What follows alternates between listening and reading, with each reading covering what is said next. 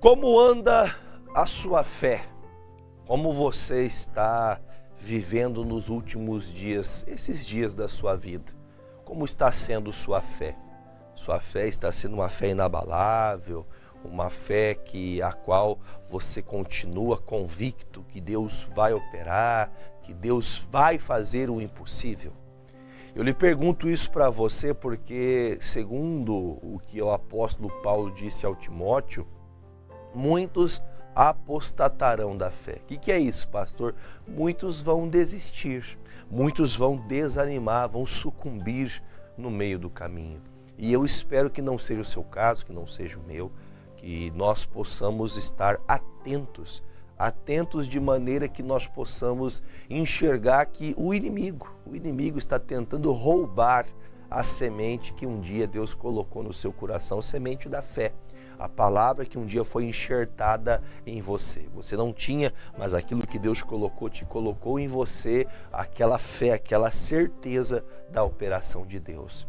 A fé, por seu princípio, em Hebreus 11 fala que a fé é a certeza. Fé não é dúvida, fé não é talvez, fé não é mas, fé não é se. Não há condicional para a fé. A fé é a certeza das coisas que se esperam e a prova daquilo que não se vê. É a certeza, é a convicção que tudo aquilo já aconteceu. E uma das coisas que nós precisamos entender, o que é que rouba a nossa fé? O que é que faz que nós venhamos desanimar passando os dias? Eu acredito que se nós fizéssemos aqui uma escala do que pode fazer nos desanimar da fé, nós teríamos uma larga escala, uma larga lista de coisas que podem nos fazer perder a fé. Podemos falar das dificuldades, das calamidades, a demora, né? Até o próprio provérbio fala, né? A espera demorada enfraquece o coração. Nós podemos falar das ansiedades, dos anseios que também nos faz perder a fé. Muitas vezes nós perdemos a fé por não ver acontecer aquilo que esperávamos, ou por, às vezes, criar uma expectativa alta e depois a expectativa que você tinha foi frustrada, pensando você que seria algo muito maior do que foi. E aí por afora vai. Então, existem muitas coisas que tentam no nosso cotidiano apagar a nossa fé.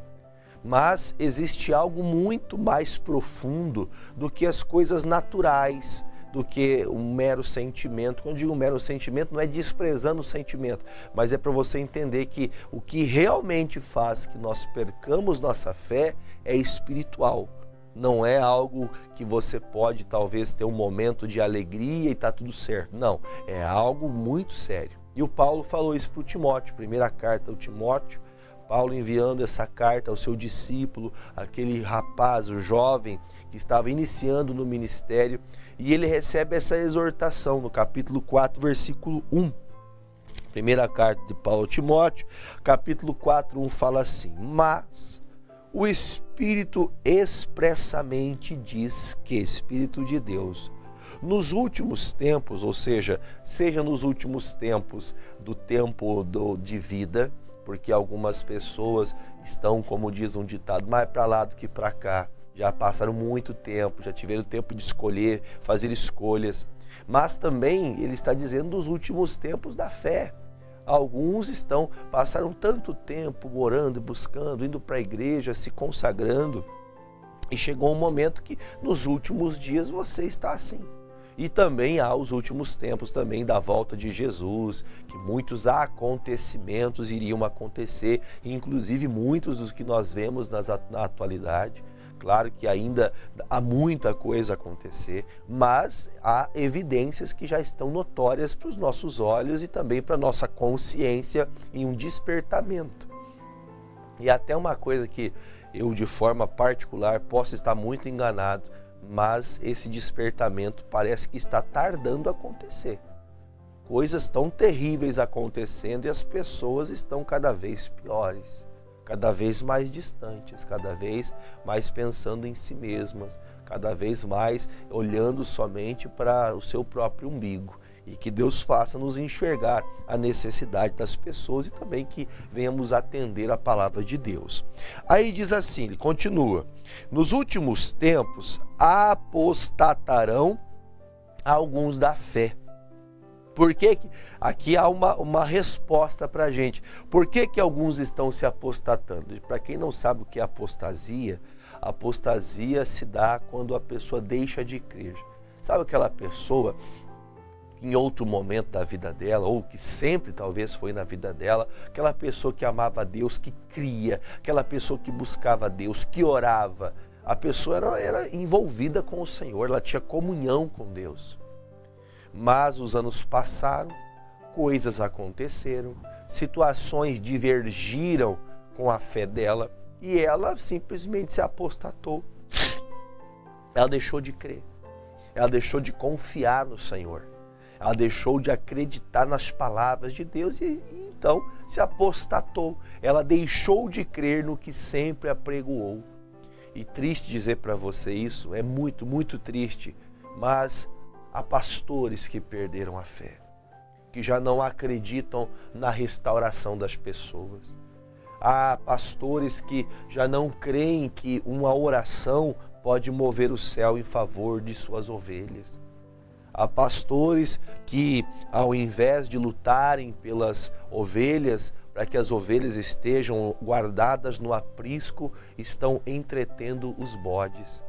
Porque se a pregação do Evangelho ela for pura, ela for límpida, como está escrito na palavra, ela vai criar confronto. E confronto faz com que as pessoas ou tenham mudança ou elas saiam.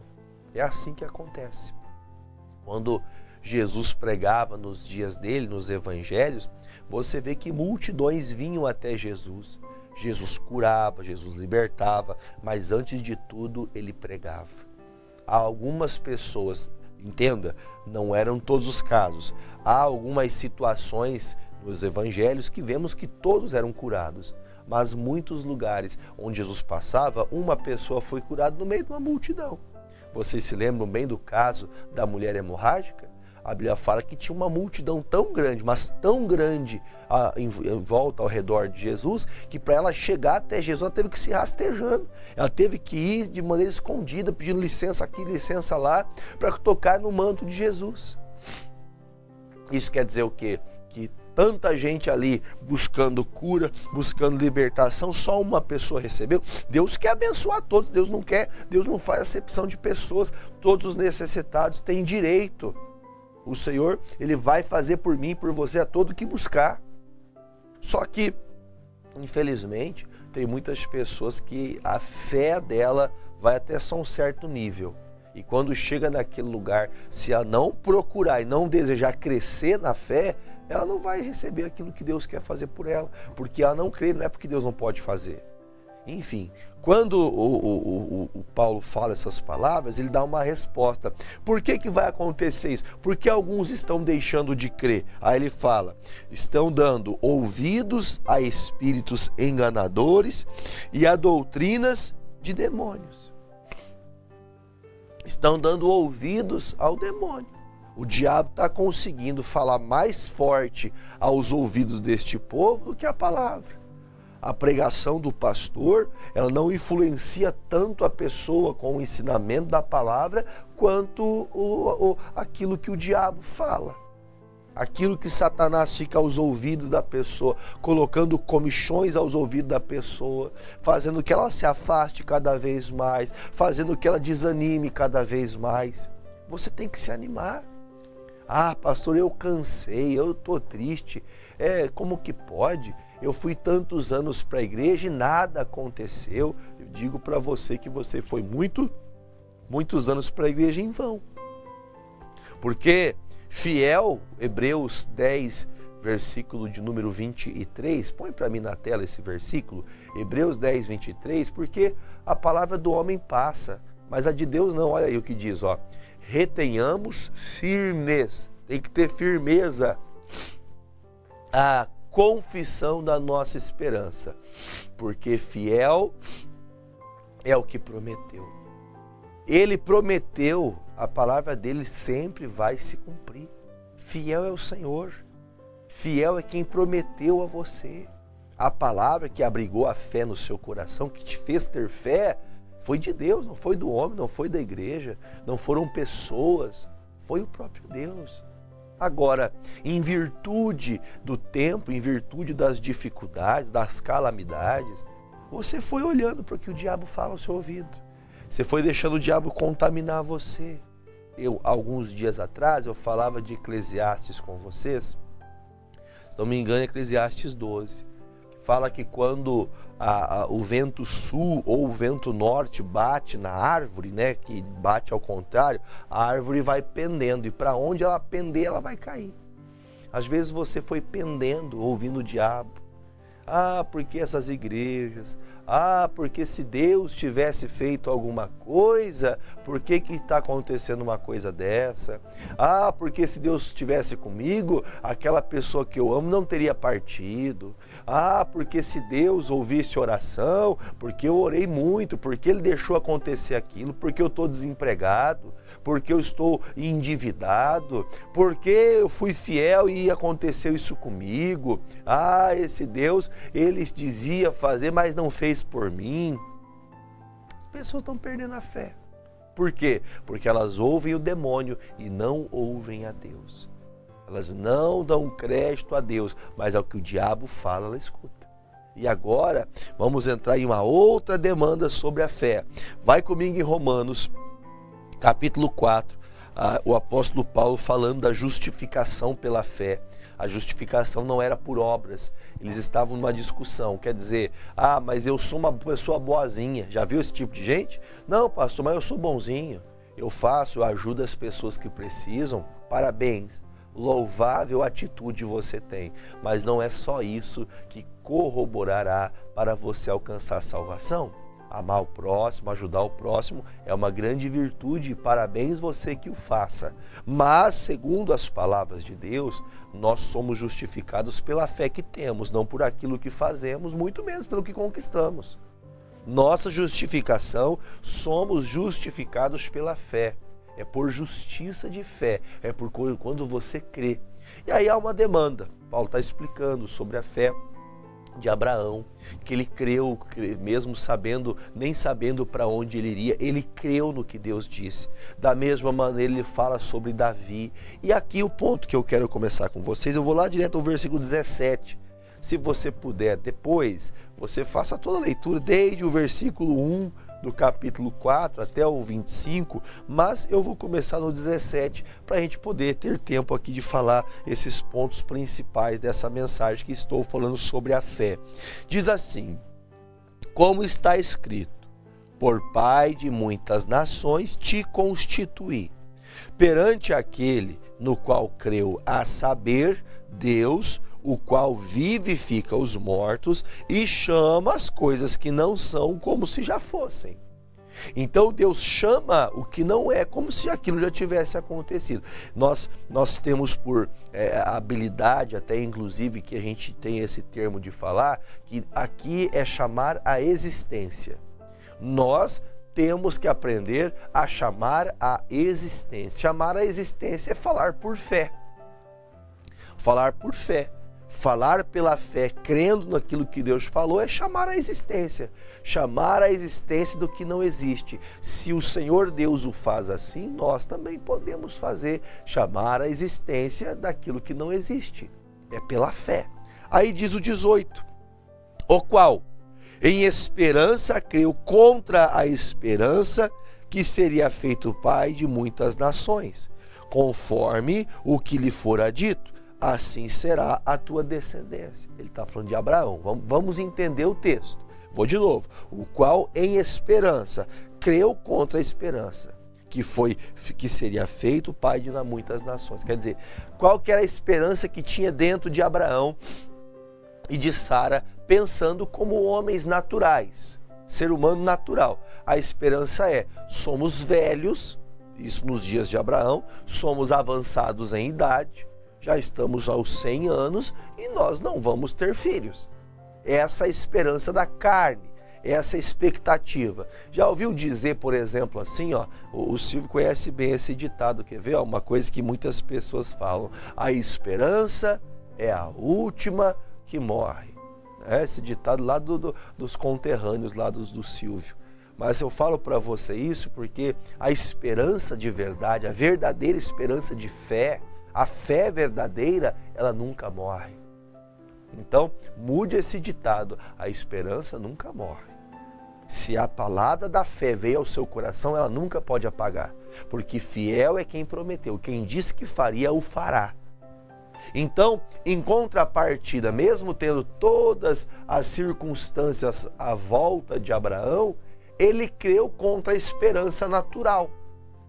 Ele olhou para aquele templo, o corpo dele, de sua esposa, naturalmente fazia perder a esperança. Olhar para um caos, para uma situação caótica e imaginar que Deus possa mudar alguma coisa parece até loucura.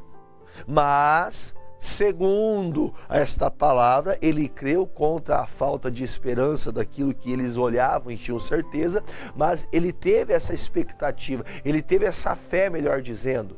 Vamos ler de novo? Aí ele fala, depois da vírgula: conforme o que lhe fora dito, assim será a tua descendência. Então, ele, por mais que a esperança humana fosse morta, ele tinha a esperança na palavra, quer dizer, a fé na palavra. Essa é a palavra certa, a justificação por meio da fé. Quer dizer, ele, por mais que naturalmente fosse impossível, ele pela fé continua crendo. Ele continua acreditando: você será pai de nações. Você, Abraão, vai ser, como chamamos de patriarca da fé. Por que o patriarca da fé? Porque ele fez grandes obras? Não, porque ele foi justificado pela fé. Ele creu em Deus e Deus operou a fé na vida dele. Versículo 19, aí diz: e não enfraqueceu na fé. Para na vírgula aqui. Não é isso que está acontecendo com você. Que os anos vão passando, diga-se de passagem, para ficar no seu coração, foram muitos anos de espera. E às vezes a espera vai te fazendo você achar que não foi Deus que falou. E eu vou mais uma vez falar para você, sabe quem falou isso para você? Foi o diabo. Foi Satanás, foi um demôniozinho que foi no seu ouvido falar para você: desista. Pare, deixe de buscar a Deus. O que adianta você ir para a igreja? O que adianta você orar? O que adianta você se consagrar? O que adianta você ser dizimista, ser ofertante? O que adianta você ler a Bíblia todos os dias e ir cansado para a igreja à noite? O que adianta você deixar de dormir até mais tarde no domingo para ir no culto? O que adianta para você deixar a tarde de tomar um chimarrão com a prenda, como diz nossos amigos gaúchos, para ir para a igreja? Para quê? Para que isso? Não, deixa isso para lá. Sabe quem está falando no teu ouvido? É o próprio demônio. E você está gostando. Porque você começa a ter prazer, aliás, você começa a ter um desprazer em Deus. Você começa a ter um desprazer nas coisas. Você começa a perder a alegria. Aí por isso que ele fala: você enfraqueceu na fé. Então Abraão, por mais que fosse natural a esperança que ele tinha da esposa, pensando, você já vai ler comigo, amortecida. Ela estava morta, o ventre dela estava morto. Como que uma mulher de 100 anos vai gerar, pastor? Se você olhar, vamos pensar na medicina, é quase impossível uma mulher de 100 anos gerar um filho. É quase impossível. Pastor, como assim quase impossível? Naturalmente é impossível, mas para Deus nada é impossível. Por que que a Bíblia fala isso? E não enfraqueceu na fé, nem atentou para o seu próprio corpo já amortecido. Eu vou falar uma coisa para você que isso fique bem, eu vou tentar ser bem cauteloso nas minhas palavras. Eu vou terminar o versículo e volto a falar de novo. Ele fala, aliás, eu vou ler o 19 inteiro. Não enfraqueceu na fé, nem atentou para o seu próprio corpo já amortecido, pois era já de quase 100 anos, nem tampouco para o amortecimento do ventre de Sara. Então quer dizer, eles já não tinham nem relacionamento mais de marido e mulher. E não era porque eles não tinham relacionamento, porque eles estavam brigados, por causa que o marido não limpou, que o Abraão não limpou a sujeira que ele fez. Eles não tinham relacionamento por causa que eles estavam de picuinha um com o outro. É porque eles já estavam numa idade que eles já não sentiam mais essa atração, não tinham mais esse cuidado. Mais uma vez, estou sendo cauteloso. Minha mãe dizia para mim, para quem sabe ler um pingo é letra, né? Então é muito fácil você entender o que eu quero dizer. Os dois já tinham encerrado, né, esse cuidado da vida. A Bíblia fala que Abraão estava com seu corpo amortecido. Já não havia esse vigor mais nele, não havia o vigor masculino sobre ele. Masculino que eu digo, você compreende o que eu quero dizer. Assim bem como a Sara, ela já não tinha mais, ela não produzia mais, os ovários não produziam, ela já não tinha mais o período de menstruação como uma mulher jovem. Ela já tinha passado a menopausa há muito tempo. Então, quer dizer, o corpo deles estava amortecido. Então, quer dizer, por mais que os tempos passem, por mais que até na juventude você passe por isso aqui, você tem que crer. Você tem que acreditar na palavra, porque diz a palavra, ele não enfraqueceu na fé, mesmo vendo que tudo estava parado. Eu de certa maneira, eu tenho que cuidar das minhas palavras para depois ninguém me condenar aqui. Mas o dia que Deus falou, Abraão, você e a sua esposa, vocês vão ter um filho. E até inclusive quando a promessa aconteceu, ele ficou firme até o dia que Deus falou com ele novamente. Quando Deus falou com ele novamente, eu acredito que ele correu para casa, pegou na mão da Sara, mulher, vamos para a tenda. Vamos para a tenda. Quer dizer, ele acreditou na palavra. E você sabe como que é o meio, né? Que eles tiveram que ter o filho. Não foi inseminação, não foi a medicina, foi conforme a palavra da promessa. Então, quando ele creu na palavra, ainda vendo o corpo amortecido, ainda vendo a evidência clara, ele não desistiu. Eu vou perguntar para você, você não está assim? Você não morreu na fé? Amortecido? Sabe que a pessoa amortecida, ela não morreu. Ela está, né? Você mexe com o braço cai. A pessoa está amortecida, está fraca. Pastor, eu já tentei tanto que eu já até perdi minhas esperanças. Eu já até aceitei como está a situação. Sabe por que você aceitou? Porque você deixou o diabo falar no seu ouvido. O que outrora era uma palavra de Deus, agora é o diabo, que não era de Deus o que Deus falou com você? Não era Deus que falou com você? Agora você mudou de ideia? Foi o demônio que falou no seu ouvido e você perdeu a fé.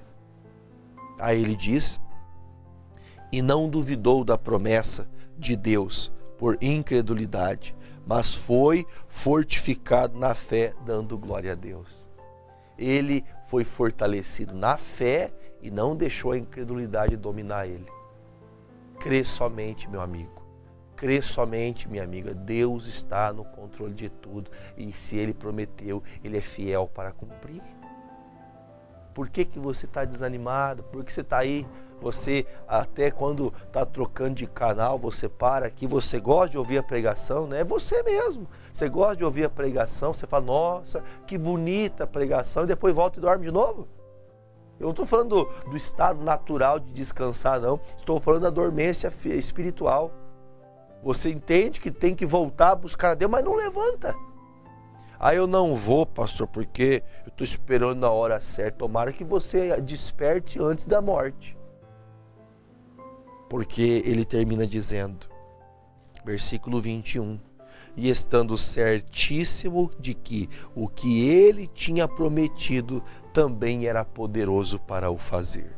Pelo que isso lhe foi também imputado como justiça. Ora, não só por causa dele está escrito que fosse tomado em conta, mas também por nós. Não foi só por Abraão, mas por mim e por você. A quem será tomado em conta os que cremos naquele que dos mortos ressuscitou a Jesus, o nosso Senhor, o qual, por nossos pecados, foi entregue e ressuscitou para nossa justificação. Então, assim bem como muitos tem o Abraão por pai, como diz a palavra, Deus nos colocou Abraão como pai das nações, ele é o pai na fé, mas compreenda que em Cristo Jesus, nós quando cremos nele, quando temos fé no que Jesus Cristo fez e faz todos os dias por nós, no que ele colocou-se como crucificado, ele que pagou o meu pecado, o seu pecado, quando nós cremos nisso, somos justificados pela fé que temos no que Cristo fez. Então, você não precisa mais ficar apavorado, apavorada, como se Deus não fosse operar, porque ele já fez. O que tinha que ser feito por mim e por você, já foi feito. Eu só preciso crer, eu só preciso despertar este corpo amortecido, esta fé amortecida. Sabe aquela pessoa que está amortecida? Que ela levanta, come, bebe, dorme, levanta, come, bebe, dorme, levanta, come, bebe, dorme. Está igual Elias, pedindo, tomara que o mundo acabe em barranco, para acabar encostado. Pare com isso aí. Volte a ter fé, volte a ter visão de Deus, a querer melhorar, a conquistar, a prosperar, a ter uma família toda na presença de Deus. Você verá como é importante quando você declara a fé, não segundo a carne, mas a fé segundo a palavra. Porque segundo a palavra, você tem certeza e convicção que o fiel é aquele que prometeu, a promessa foi dita e a promessa será cumprida. Não dê ouvidos ao demônio, não dê ouvidos ao diabo. Amém? Vamos orar? Pai, em nome de Jesus, nessa primeira parte da oração, eu apresento as pessoas que perderam a fé, que inclusive estão doentes, que estão no seu coração, que se agora ela for curada, ela vai voltar para Jesus. Então, meu Deus, para que tu faça o milagre na vida desta pessoa, eu estou lhe pedindo, cura esta pessoa. E o que essa pessoa prometeu que faria, Pai, que ela vá te buscar, que ela vá te servir de verdade, que ela seja fiel novamente à tua casa, às obras do Senhor, e que pela fé ela seja justificada. Eu declaro a cura, meu Deus, de quem está com dengue, com quem está com dengue hemorrágica, com gripe, quem está internado, com câncer, com metástases. Meu Deus, passa agora. Quem está com problema de osteoporose, problemas sérios. Meu Deus, oro pela dona Ilza, que está internada com uma bactéria na cabeça. Meu Deus, em nome de Jesus, eu declaro a libertação dela, a cura dela. Eu determino em nome de Jesus que o milagre aconteça segundo a palavra. Eu creio que o Senhor já nos levou todas as enfermidades. Então eu declaro a cura dessas pessoas e digo que sejam todas abençoadas pelo poder de Deus e que essa pessoa passe a dar ouvidos à palavra, a fé cresça, então o Senhor possa fazer o milagre na vida dela. Assim eu consagro estas águas e todos que pela fé beberem destas águas, sejam livres de suas enfermidades, de suas mazelas e possam glorificar ao Senhor, dizendo que o Senhor operou o milagre em nome de Jesus. Beba comigo desta água.